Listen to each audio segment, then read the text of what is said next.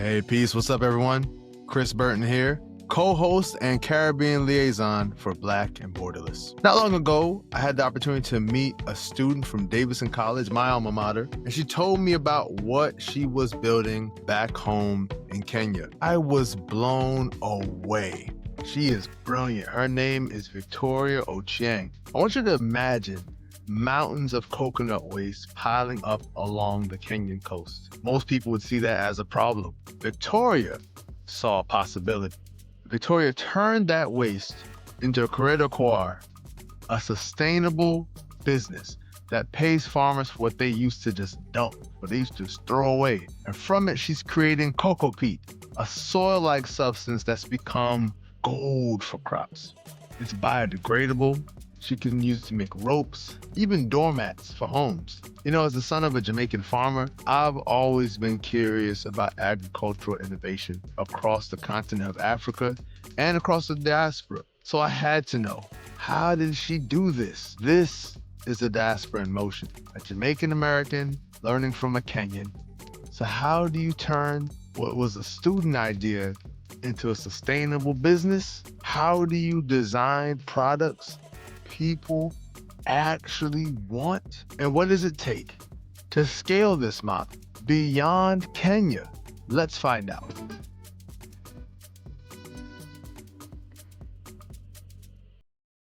Hey, what's going on, everyone? This is Chris B here, co-host of Black and Borderless podcast. I want to thank you all so much for listening. Today, we have a fantastic conversation for you, speaking with the co-founder of Koredo Koir, Victoria Ochieng. Victoria, how are you? Hi, Chris. Hi, everybody. I am doing well.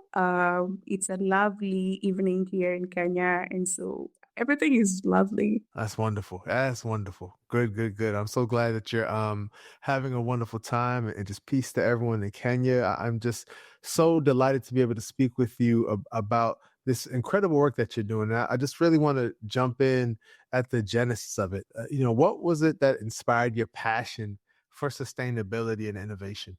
Yeah, thank you so much for that lovely question, Chris. I think at the core of what I do right now is the community that I come from, and my mom particularly. So I come from a very small village in rural Kenya, and the one thing about my village is, when you want something, especially like in terms of food, you're going to know where it comes from. So if Victoria right now is craving, let's say, roasted maize or corn, I'll have to go and harvest that from the farm. And if, I need drinking water, I have to go to the river to fetch that. And if, I'm craving some fish, I have to like liaise with the fisherman. And so that I know exactly where whatever I'm consuming is coming from. And so I think just growing up, I always had that reverence and that appreciation for the environment. And I particularly, came to appreciate it even more because I saw my mom, it was through farming that she was able to feed us, to take us to school. And so just growing up, I wanted to, just do something that in a way would help people like my mom, people who directly depend on the environment, but also help this environment that is helping us, that is feeding us, that has enabled me to be where I am today. And so I just knew something, my work, whether it was, a formal job or entrepreneurship or whatever, route I would take, it would in one way or another lead me back into working with people, working with communities, working with the environment, and, leading sustainability-led initiatives. Oh, that's so exciting. That is really, really powerful. The way that your foundation kind of led to you, developing this and really impacting many other people's lives. So I commend you for that for sure. Thank you. Of course. So thinking about coconut waste as a viable resource, just something that just feels so truly innovative. What was that moment, the aha moment where you said, this can work? Yeah. So before getting to coconut, I think I'd always had I would call like a little bit of an obsession with waste. Yeah. I always lived by this mantra that, no waste should go to waste. So, every single time, we would have some waste, some leftovers. I would be like, we could do something with this, we could Yes. make something out of this. And so I wouldn't say like from the beginning my niche was coconut. I just, I was just obsessed by, just trying to give a second chance, trying to give, a second life to whatever's been discarded. And I knew particularly that I wanted to work in the agricultural sector. And, just going back to my mom, I think just seeing her struggle as a farmer, there were times, we will harvest so much and, so much of our produce would go to waste because we did not have, we did not have access to the right market at the right time. Or at times it was a matter of storage, or at times, we would harvest things like maize and we have so much husk left. And it just bothered me that, farmers around the world, especially in developing countries who are already making small income, have to like really worry about waste. And I just wanted to find a simple way of helping them, make use of waste, in a way that it either directly helps them or it improves or, builds onto their income. Yeah. How I landed on coconuts specifically. So in 2019, I was down in the coastal region of Kenya. There is something called a Pwani Innovation Week, where they just bring people, entrepreneurs, innovators from all over the country to just come and exhibit and show whatever they're working on.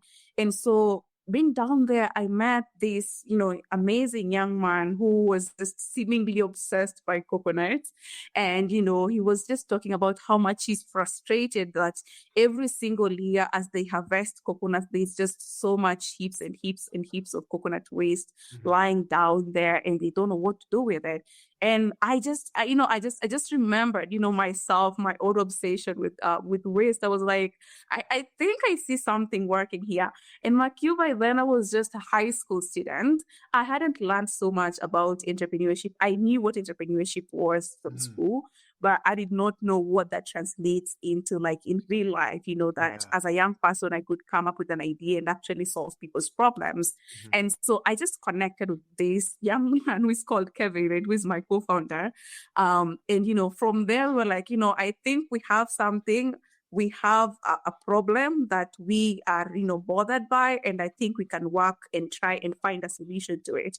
So in high school, I used to be part of a club called the Science, Engineering, and Innovation. I can't really remember the exact name, but every single year they would take a group of students, through like you'd work with a mentor and you would come up with a solution for something. And so I think during those years and during each and every single time that I would be paired with a mentor, I would be like, we have this problem and we have this coconut waste that we don't know what to do with it. What can we do? And I think it is from my teacher that I got one of the best advices is that, once you have your problem and once you really, really identified what the problem is, you are like really close to your solution. So from there, we started like, looking up what are people doing around the world. Are these things replicable in Kenya? What is something that, could we turn this coconut husk into a beautiful ornamental thing that you could sell? Could we sell it? Could we turn it into a product that can actually go back and help farmers?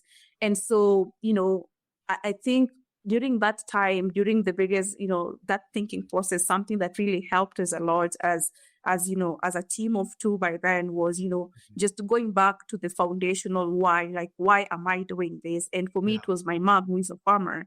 And, for Kevin, it was, I don't want this coconut husk waste in our farm. And so we realized, there that we have a common thing, which is a farmer, like we care about farmers.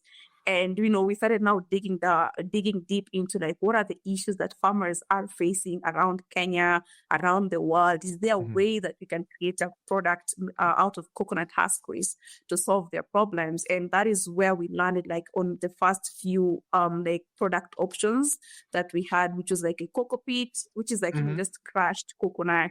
And then you have like a very, I would feel like a very fine planting medium that you could use.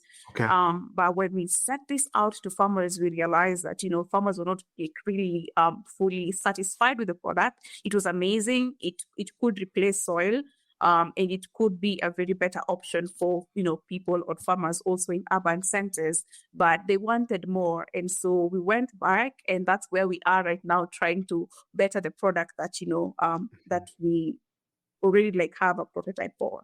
So how would you say that coconut compares to other sustainable materials in terms of effectiveness and usability? You talked about it in a way that sounds like it's pretty multi-purpose, but how would you say it compares to other sustainable materials? I think I personally love coconut. I the getting the actual plant in itself, because you think of there's so many things that it's like helping make possible. They're like numerous. And Yeah. now that you think of it, that that it's not only the fruit that is helping people, it's also like the waste that is helping people in a big way around the world. It really honestly amazes me. I don't know if people actually know what the anatomy of a coconut husk, how it looks like. Most people are very familiar with the coconut, the coconut fruit itself. But the husk also normally, like, it forms a big part of the actual fruit before the white part is harvested. Right. And um and when you think of the husk in itself, it can give you a fiber, and this fiber you can turn it into doormats, and you can turn it into boards for like construction, and you can literally turn it into almost anything. You just need to know how, you need to know the science behind it. Yeah. And if you don't want to make fibers out of it, you can crush it into really, really fine particles and sieve it out and have what we are making, which is a cocopeat.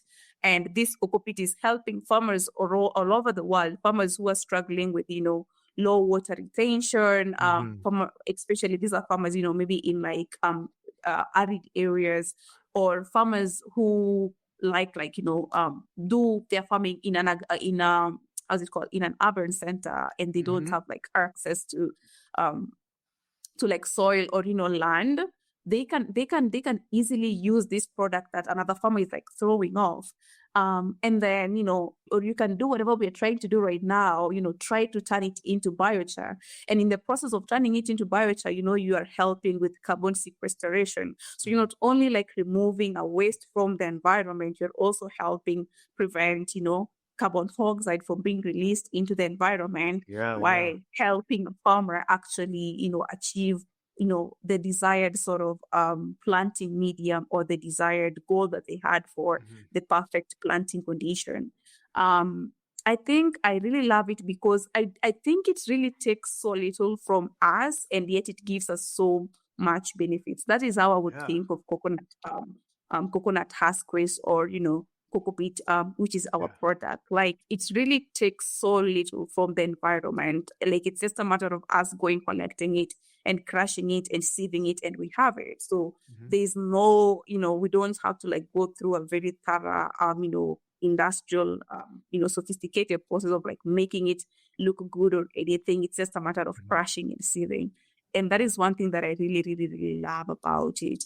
I love the fact that it's like fully decomposable. Like it will, like, if for example, like you are tired and you don't longer want to use your coconut husk made material, if you just let it out in the environment, it will fully decompose. So it's not harming the environment in any way, unless you don't want it also, like the farmers. Yeah, no, as you're speaking, Victoria, I'm just thinking about, on any given day, I could be using coconut oil, drinking coconut water, cooking with coconut milk, and to just hear this now, that even what usually just seems as like, oh, this is the waste, I need to throw this away, has such limitless potential for use. Is just so amazing. And even to your last point, when someone says, okay, I've used this product up for all of my intents and purposes,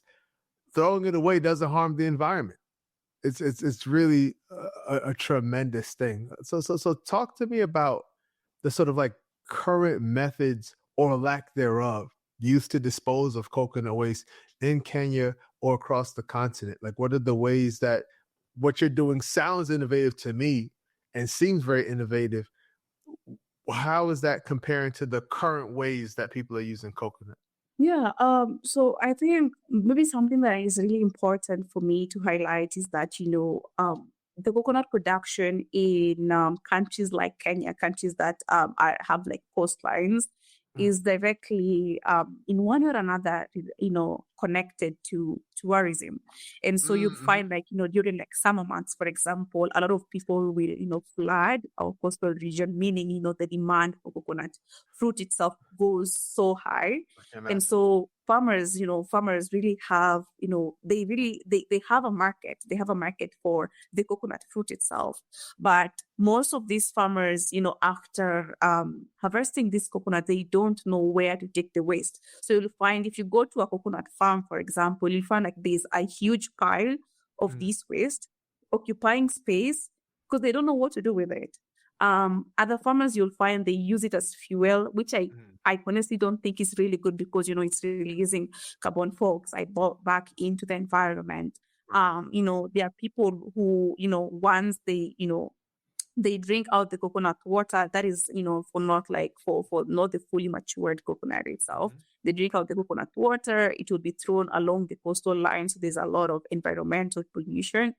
But like there isn't like a very, easy and accessible ways for farmers who actually, have these ways to dispose them of. They're always just trying to like find a way of either, letting it be there and, slowly decompose until it can decompose. But, if you compare the rate of, their harvesting and the rate of them, it decomposing, it doesn't match up. So it ends up being like huge landfills full of coconuts, or they Wow. burn it off, and that is not helping our environment, or Right. the coastline is going to suffer for that. Yeah. I, however, want to highlight that there are people who, in one way or another, also identify the similar problem, and they're trying to come up with solutions. So we have people who are like making like ropes that Mhm. people can buy from the fiber.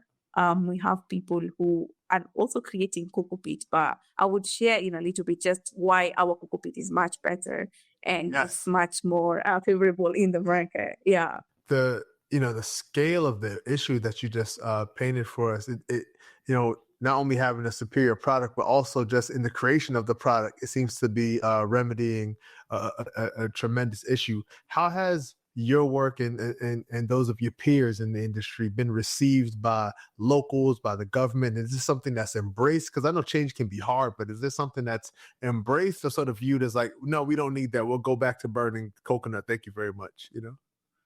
Yeah, I think they love us, and they love us because we are helping them, get rid of something that they don't need. It's like you're taking like a pain uh away from somebody. And Mhm. when we take the coconut husk waste, or when you take like the husk itself, we pay them. It's like we are not only solving a problem, we are compensating you Oh for yeah. providing us with the raw material. In a way, we are trying to be fair to them, because in the long run, we Yes. are also going to sell this off. So they love us for that. That we are not only solving a problem, but also creating ways for them to earn additional income.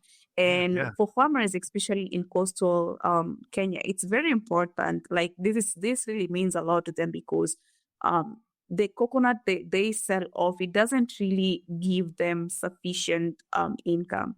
And you find that most of them are still stuck in intergenerational poverty because the prices are not very favorable. And, comparing that just the living standards and whatever they're making, it doesn't match up. So even if it's as small as $1 extra, it actually, make a change in Yeah. these farmers. So they love our idea, and they love the fact that, we are solving a problem for them. Yeah. On the other side of it, farmers, the people who we are trying to sell these products to, we have a mixed reaction. So one thing for sure that I want to tell you, Chris, if you're ever Yeah. thinking of going into the agricultural sector, Uh-huh. farmers are very sensitive people. They are sensitive people.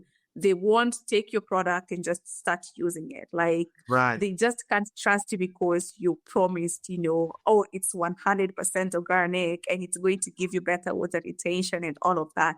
And so whenever we send, because, before we can get them to buy our product or even get them to, even vouch for our product, we send them, samples and see how they sort of respond. And we have had mixed reaction. And I think that has been very important in our product development phase. Farmers are like, this is amazing. I love the fact that I don't have to have a land, to farm, or I love the fact that, my plant doesn't have to dry up because the rains weren't enough because, the coconut peat is, holding a lot of water.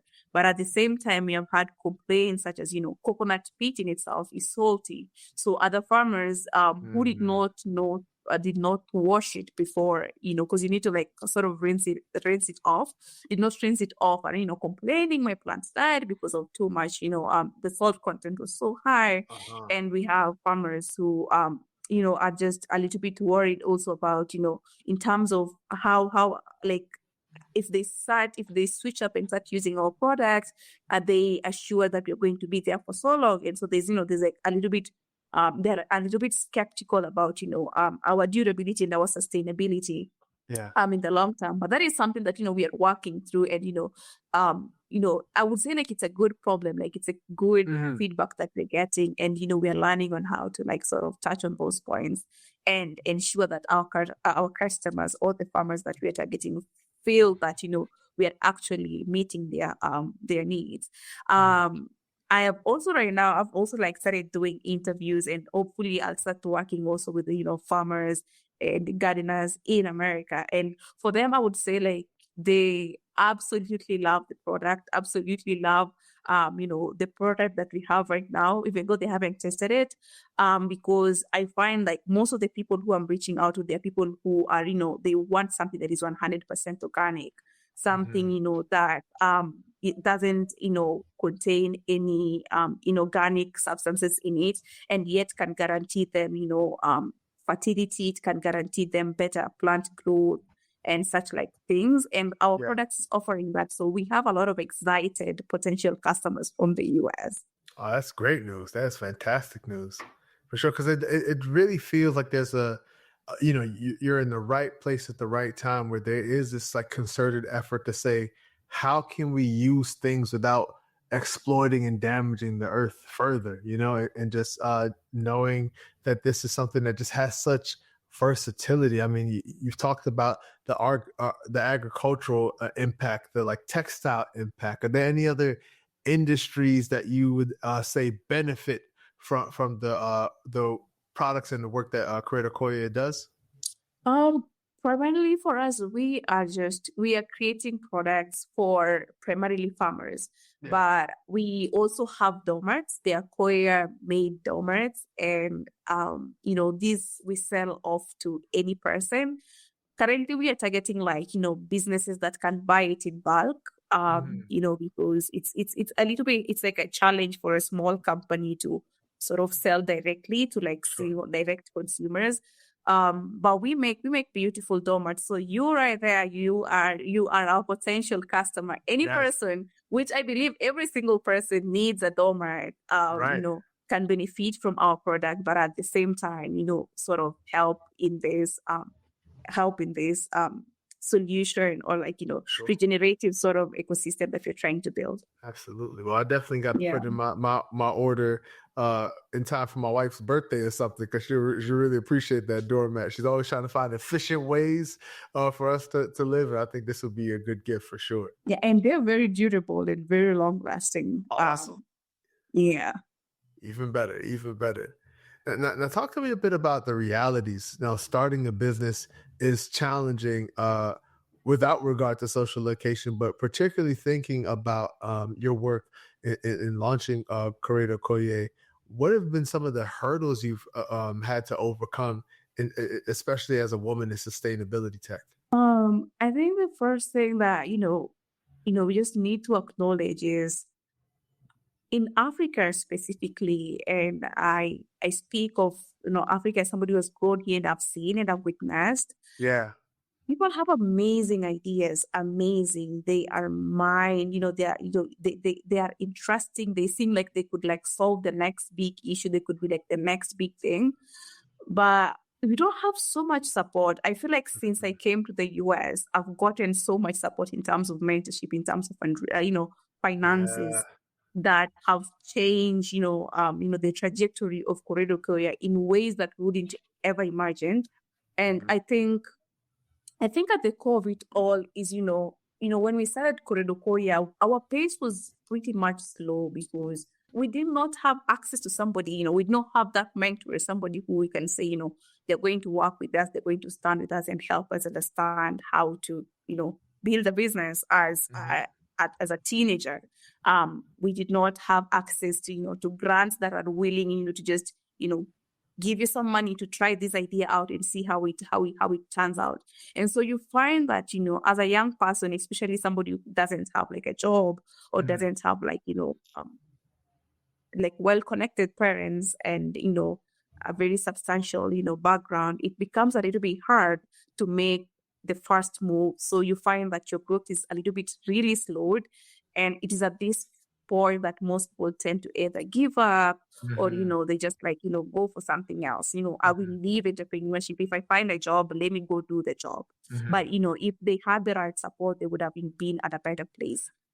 I feel like the second part about, building a sustainable or like being a young person in sustainability is, just the kind of perspective that, that you interact with every single day is not always encouraging.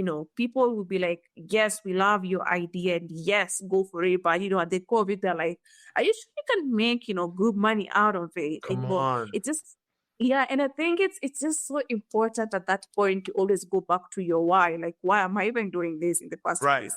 Why did I choose to be in this space? And I think if we were building Koredo Koir just for the money bit of it, I don't think I would be here right now. I wouldn't be talking about Koredo Koir. Yes. Because we haven't even hit profitability yet. But, if you're somebody who genuinely loves, the environment, genuinely loves sustainability, you see the fruits, you see the smiles in the farmers, you see, you hear the good feedback, you hear, this is amazing, it has solved this for me, it has helped in this way, and you just, continue to grow.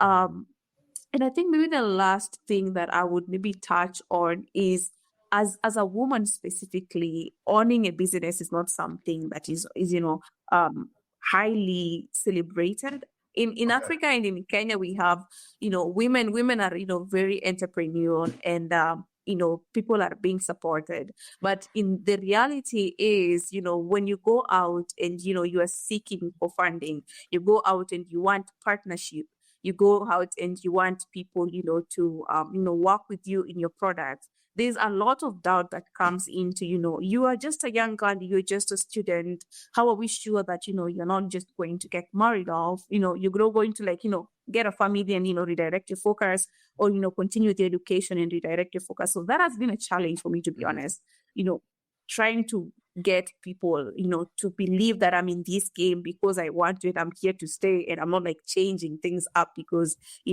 my life, as a woman has like a certain set trajectory that, the society think, I would follow. But above that, I think it's just so important to highlight how much family and, the kind of morals that as a young person and as a Kenyan girl, I've been raised around, have been like very important. I think in those moments of doubt, in those moments of, oh my God, I don't think I can continue anymore, I think there's a level of, something that constantly just brought me back into, you're not just doing this for yourself, you're not just building this business for Victoria. There's a whole community that you could help. There's somebody else, whose life could be made better if you continued and persisted. And that has really been very, very, I think affirming in moments of, just things not working and, demotivation and yeah. Yeah, no, absolutely. I think the passion that you have for this work just shines through. And I imagine that that's a passion that you're communicating as you're, approaching folks to invest in your work. And I'm just curious about, your whole methodology for attracting further funding, building partnerships, and building trust with local suppliers and workers. How did you go about that? I think this is where I really believe teamwork plays a big role. So right now we are a team of three. My co-founder Kevin, and then we also have Judy.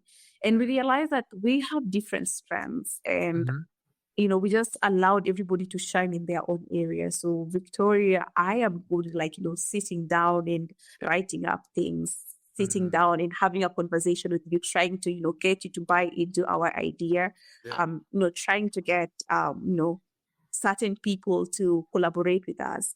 Judy, on the other hand, she is a farmer herself, and she's very well connected to farmers in the coastal region of Kenya. So we let her take care of every single thing that has to relate with, reaching out to farmers, reaching out to coconut farmers, trying to get farmers who are willing to, use our product and test them out and see how it, sort of, the kind of results that they get.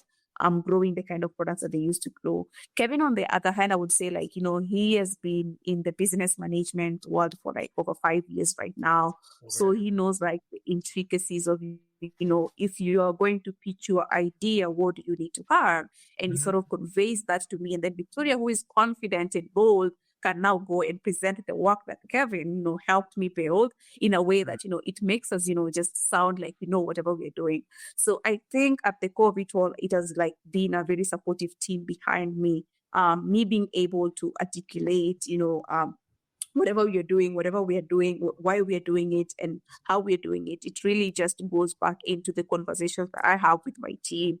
And, I cannot do this. Can you help me do this? I have this singular person who I don't feel particularly confident about talking to. Can you do it instead? Or what do you think I can do to improve that? And even, as I was preparing to pitch I pitched my business in Davidson twice. And every single time I think we'd, stay late, in the night, just, going through the pitch together, walking through, what are some potential questions? Are we going to answer it? And I think that is something that has been a big strength for me. I cannot fully explain how I've been able to grasp all of these things, but I can see at the core of it all is a team that was willing to bring the different, be more or less like, that level of synergy between me and, my team.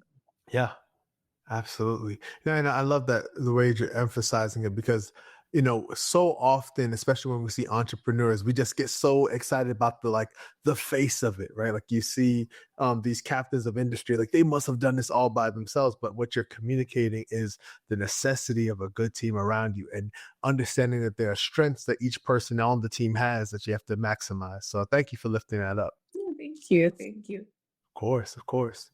So talk to me about what's next for Koredo Koir. Like, what are you all exploring in terms of other forms of agricultural waste or scaling globally? What's next? As I mentioned, we created our first prototype, which was the cocopeat, just crushed coconut husk, and then you sieve it and you have a planting medium, and we gave this to farmers, and farmers were like, this is amazing, but it's not doing what we wanted it to do. So right now we are building the optimal product for farmers who want a product that has a level of added advantage in terms of increased water retention, in terms of better fertility, in terms of better aeration, and lastly, a cocopeat that they don't need to soak. So, because as I mentioned, if you don't soak cocopeat, it will have like high salt level, and this is very detrimental to certain plants that cannot take that. And so we have taken all this, feedback from farmers, and we are now trying to build the actual, the optimum or the product that farmers can use as a planting medium.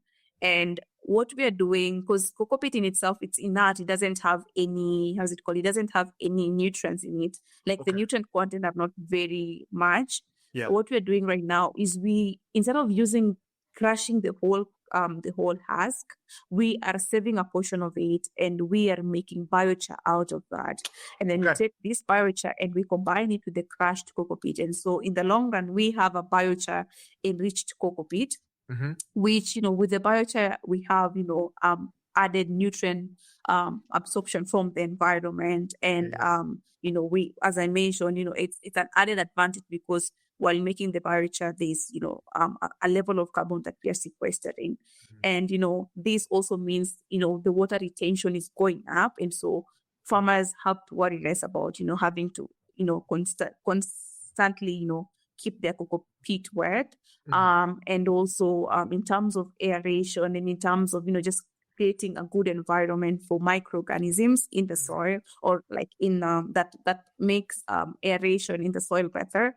Biochar is going to help with all of that. So that's where we are right now. We are trying to create that and send that off for further testing and see how the market reacts to it. And based on that, we see whether we scale up, like sort of start exporting and start building off like better partnerships with greenhouses and big potting companies and the likes. But that's where we are right now. So I would say like we are fully into like a product development phase right now. Oh, wow. Yeah.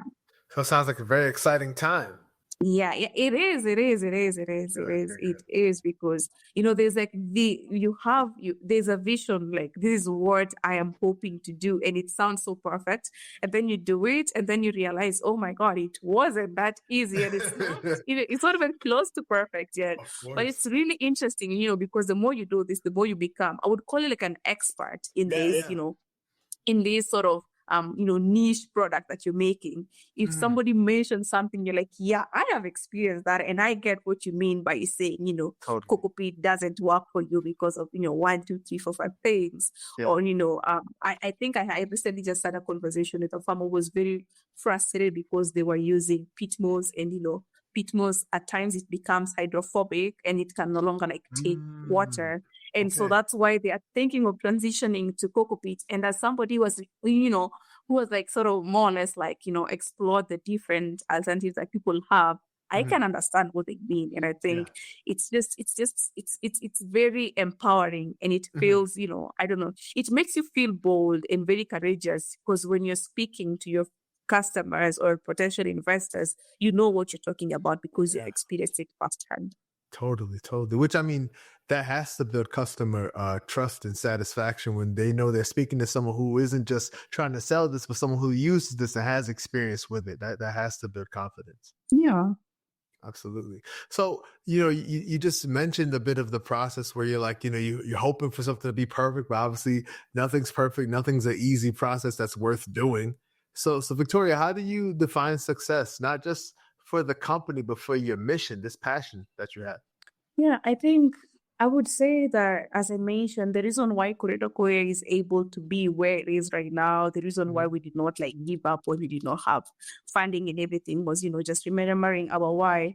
And, the why was the farmer who we are trying to, create a product for, but also the coconut farmer who doesn't want this coconut husk waste. Right. So for us, success for us as Koredo Koir means creating a product that farmers who are our customers feel good about, something that will actually do the job for them. They will plant their crops and feel like, we have found the optimum product. That is success for us. And until we get that, and until we get to that point where our farmers feel like we have provided a product that does exactly that, I think we still have like a long way to go.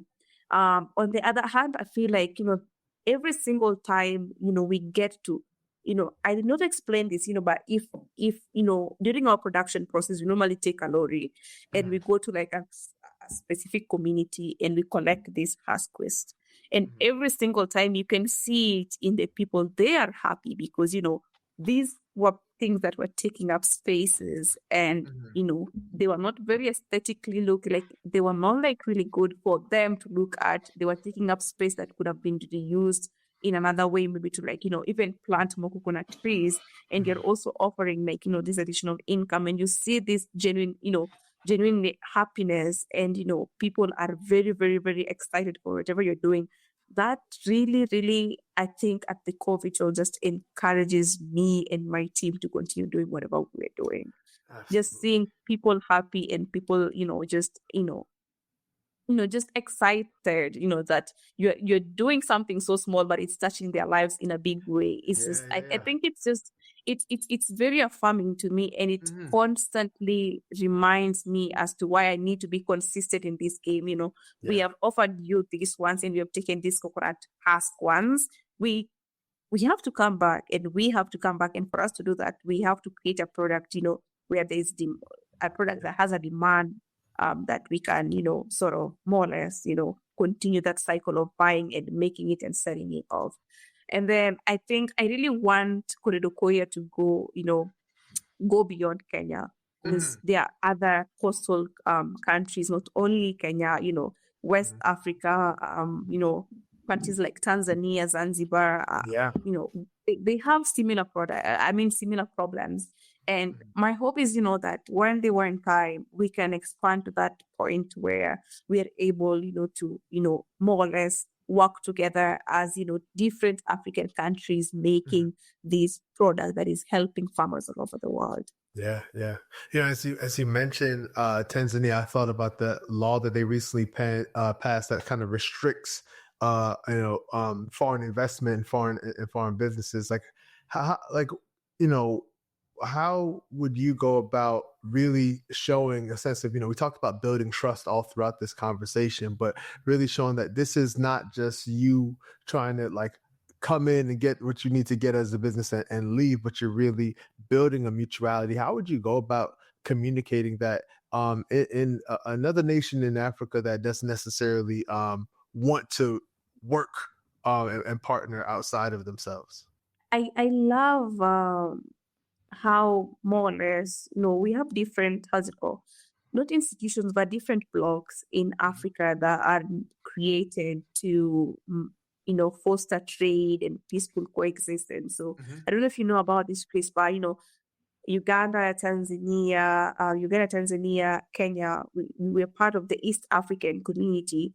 And there are certain agreements under the East African community, to the level of, as a Kenyan, I don't need a passport. I don't need like a visa to get into Uganda or Tanzania. I don't need even a passport to get into Uganda or Tanzania. Like, my national identity works. And there's also a level of, you can trade this with us because we are part of this East African community. Great. So, and I'm also aware of, what the government, say that they don't want, foreigners engaging in, in like local businesses that is like more or less like reducing the available opportunity for Tanzanians.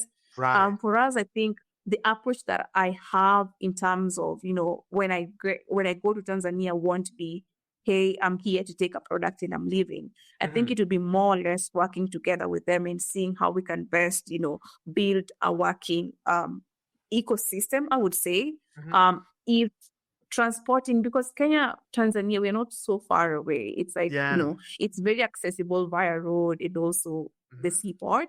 If moving the coconut husk from Tanzania to Kenya would be the best option, let's do that. Or can we have a Koredo Koir branch in Kenya that, in Tanzania, that also employs the Tanzanian people? If that is the better option, we'll go with that. So I think it more or less just points back into, going back to the people and seeing what works best. But I'm not really, really worried about restrictions, limiting, the kind of, being a limitation to our business. And then I don't know if you've learned a little bit about the African Free Trade Area agreement that they're trying to make African countries to sign and actually bring to work. If that comes to, if that becomes a reality, then, it means even it will be so much easier for us as a company that is willing and hoping to work with the different nations. Our work will be made so much easier. And so if we can make progress towards that, then I don't see I don't see anything being an obstacle. Wonderful. Really. Yeah. It's an exciting time. I keep saying it over and over again, but I just think about the joy I have not only with this podcast, Black and Borderless, but just in my regular rhythms of life, having conversations with primarily young people on the continent, like mostly East Africa at this point, but just being able to just hear the brilliance and the ingenuity and like the great business sense. Like this is something that is going to help so many people and help all of us through sustainability. I just hear you communicating time and time again, Victoria, this willingness and this urgency to work alongside others to make the world a better place. I just really want to just lift that up and commend you for that. Thank you. Thank you. I really believe that one of, I would call it philosophies that I live by, and I am grateful that I was raised in a community that taught me that is, just the aspect of social responsibility. Like, Yeah. I come from a community, like you live with your clan members, and so anything that happens to you in one way or another sort of is a community responsibility. Yeah. I mean this, like if Victoria right now is getting married, it's upon my clan members to see, for example, how is my wedding cost going to be covered? And if Victoria right now, has to go to America to continue with her education and she need a flight ticket, it's upon the community to hold a fundraiser and ensure that happens. And so if so much is being poured to Victoria, there is some unspoken, expectation that I also have to give back to the community. It's like a two-way sort of give and take relationship that nobody is telling you, Victoria, we expect you to do 1, 2, 3, 5 things, but you see it, these people are investing in me. I also have to find a way of, also helping them, become better people or make their lives better. And I think, it's not only in Koredo Koir, it's like in more or less every single thing that I do, the aspect of, how am I being of use to these people who are also helping me, How am I being of use to my next surrounding? How am I being of use, to, this river that has offered me water? Or, how am I being used to my mom who has raised me? And is there a way that I can help her continue doing whatever she's doing in a better way? So, yeah. No, that's a wonderful worldview, and just sort of that collectivism. The world needs so much more of that. So thank you for lifting that up for sure. What advice would you give to, there's some brilliant young person listening to this, watching this, peeping game. How would you speak to those young innovators who want to solve environmental problems but are like, Victoria or Chris, I don't know where to start? What would you say to them? I really think you just need to find your why, just really find your why. Why am I interested in environmental issues? Why am I, intrigued by sustainability? What really draws me into it? Because as I mentioned, there are days that things won't work out. And the one thing that, will keep you going is your why, just remembering, why am I in this space? Why is it important? Is there a reason that I've been called, or is there a reason why my heart constantly lead me to this? Is there a reason why if I see something, I feel bothered by it? Is there a reason why this is a pain point for me? And once you know your why, don't forget that, don't forget that. Write it down, tell people, share it out with your family members, your friends, write it, put it down in a diary, write a blog post about it, but just constantly ensure that you don't forget it, because that will be the one thing. It will be like a driving force for you.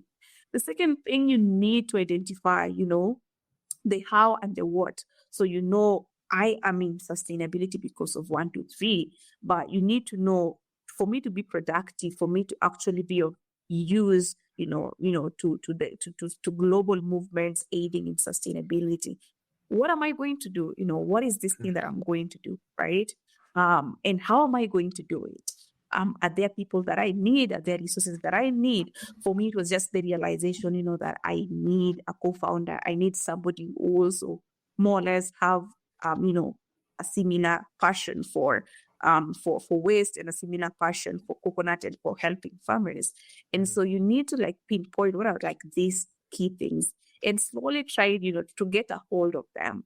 And most importantly, I would say share and consistently share your passion. If you find an opportunity to be around people who are passionate about sustainability, go be around them. If there's an event around in waste management, even though you're not directly, involved in that, show up to those spaces, because Mhm. every single time you have a conversation with somebody with a similar, how is it called, passion, Yeah. they're going to help you in one way or another, either connect with somebody, connect with an opportunity, give you an idea that, might change your whole way of looking at things. Mhm.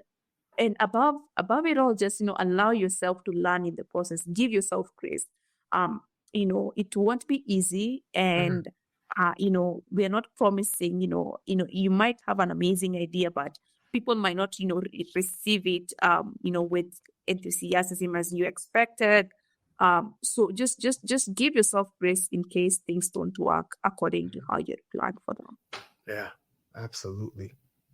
So I want you to finish this sentence.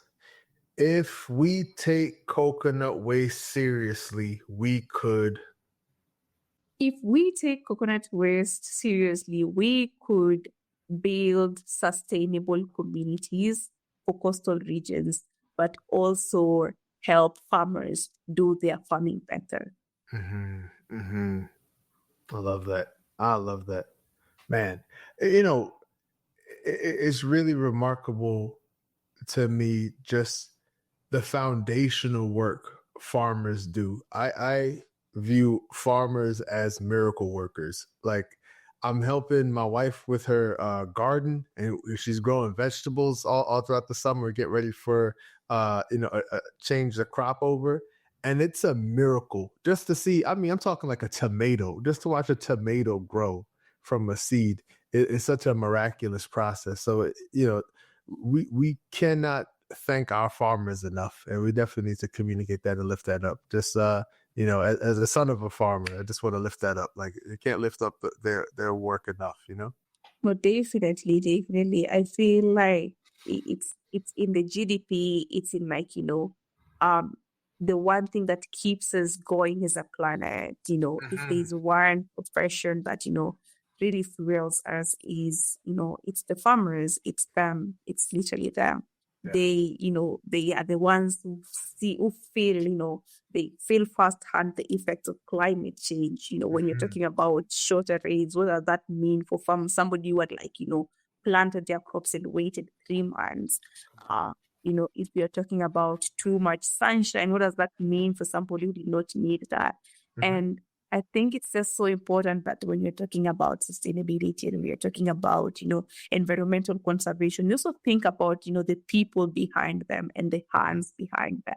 It's really important that we're thinking about the environment, we're thinking about, the temperatures, but also the livelihoods that, are dependent on the environment itself. So Mm-hmm. yeah, I really concur and I really agree with you. Farmers, I think I love them, at the core of it all, as I mentioned, because of my mom, but also because I Yeah. see and I've seen firsthand just Right. how much of I think how much of a pillar they are to our communities and to our societies.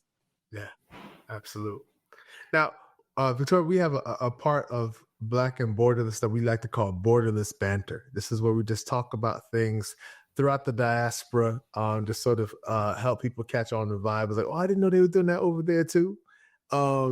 So I want to start off with this. What Black or African country do you think everyone must visit before they leave this earth? Oh my God. I think that's a really good question. Oh, as a Kenyan, I have to say Kenya. Can I give you two countries? Because I have to say Kenya, and then I have another country in Yeah, I mean, mind. represent and You give definitely another have one. to come to Kenya. You have Yeah. to come to Kenya. You Mhm. must come to Kenya before Yes. you leave this world. Yes. Kenya is amazing because I think like it's like the perfect intersection for the African way of living and the modern way of living. And you Mhm. find all of that in a single country. Yeah. And the people of Kenya are amazing. We have diverse, food, diverse cultures, diverse Mhm. languages, diverse climatic conditions. I can't think of anything that you would dream of that you not find in Kenya. Mhm. Honestly, if it's skyscrapers, if it's a beachy, a beachy sort of climate, and if it's, wildlife and safaris, if you're looking for culture, if you're looking for different languages. We speak over 50 plus languages. If you're looking for that, if you're looking for people who will love you the way you are, if you're looking for people who know how to have fun, Yes. they are Kenyans. They are Kenyans. Visit Kenya and come to Nairobi and experience the Nairobi life. Apart from that, I think personally, I think one country and one African country that somebody should think about visiting is Rwanda. I have always been fascinated by Rwanda. First because of just how beautiful it is. It's a very small, hilly country, but it's pretty. But secondly, it's the kind of interactions that I've had with the Rwandese people. I have Rwandese friends, and I can say they are one of the most peaceful, loving, kind-hearted. I'm just so surprised by like I think I don't want to call it culture, but I'll call it culture for the lack of a better word. I think there's a way Rwandese people are raised to look at life and interact with people that I honestly want to know how that happens. I want to understand the culture around it. And so definitely visit Rwanda, and they have an amazing and a very committed, what's it called? Programs that are related to sustainability and related to environmental conservation. So visit Rwanda and visit Kenya, but visit Kenya first. Yeah. Here for it. Absolutely. And then lastly, what's your favorite African dish? So Chris, there's something about African people that I probably should say this loud. They are tribal foods, and the moment your tribal food is not your best food, then you are a traitor to your tribe. So I'm a Luo, and Luo people, we are the fisher people, like we are fishermen. And so we live really close to Lake Victoria. Okay. And we eat all the kind, all sorts of fish that we can get from the lake. And so my favorite African food, I would say it's in English, I would say it's stewed tilapia with ugali. Ugali, I would say, think of it as corn fufu. If you know how fufu looks like, now imagine fufu now made with corn flour and not And it's actually really good. It's really good. It's really, really good. If you ever find yourself in Kenya, tell them you want tilapia with ugali, and I think you like it. So that is my favorite all-time best food. And even if I'm in America, in whatever, different parts of the world, the one thing that I'm always, thinking about or missing about home is that the tilapia and the ugali. Absolutely. See, it's nothing wrong picking the home cooking. You just got to go with the food that just makes you smile, makes you warm, and just say, "Yes, I'm home." I pick that place. It heals you. It heals you. The food heals you. It heals you. Yeah. No question. So, Victoria, how can we continue to support your work? Like, how can we stay in touch and continue to support your work? Yeah, thank you so much. That is a very important question, Chris.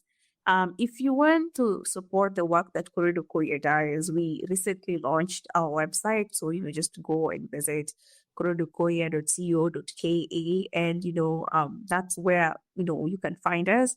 But we also have an Instagram account, so follow us, just to be updated on like what new products are we working on, and what are like the new things or big stumbling blocks that we are currently facing, and if there's a way that you can be of support, literally show up and provide feedback, provide connections, and most importantly, I think this is a problem for most startup. Funding is always an issue, because product development, all these spaces require a lot of funding to bring to life. So if you're somebody who is interested or you're intrigued by coconut and you want to see us succeed, and there's a way you can invest in Koredo Koir, literally reach out to me, reach out to any of my co-founders, and we'll be more than happy to plug you in. No, that's exciting stuff. Exciting stuff. So we'll definitely be sharing that website with our audience. But Victoria, this has been such a joy and an honor. And to you all, thank you all so much for locking in with us. Black and Borderless. We're on Instagram. We're on YouTube. Check out our other wonderful episodes. But until next time, take care. Talk to you all soon.